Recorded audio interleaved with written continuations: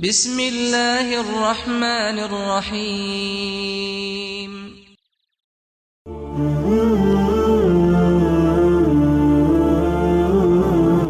ابو جمرہ نے بیان کیا کہ میں نے زہدم بن مضرب رضی اللہ عنہ سے سنا کہ میں نے عمران بن حسین رضی اللہ عنہ سے سنا، اور انہوں نے بیان کیا کہ رسول اللہ صلی اللہ علیہ وسلم نے فرمایا کہ تم میں سب سے بہتر میرے زمانے کے لوگ صحابہ ہیں، پھر وہ لوگ جو ان کے بعد آئیں گے تابعین، پھر وہ لوگ جو اس کے بھی بعد آئیں گے تبع تابعین۔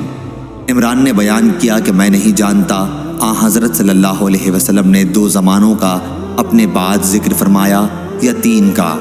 پھر آپ نے فرمایا کہ تمہارے بعد ایسے لوگ پیدا ہوں گے جو چور ہوں گے، جن میں دیانت کا نام نہ ہوگا، ان سے گواہی دینے کے لیے نہیں کہا جائے گا، لیکن وہ گواہیاں دیتے پھریں گے، نظریں مانیں گے لیکن پوری نہیں کریں گے، موٹاپا ان میں عام ہوگا۔ صحیح بخاری حدیث نمبر 2651۔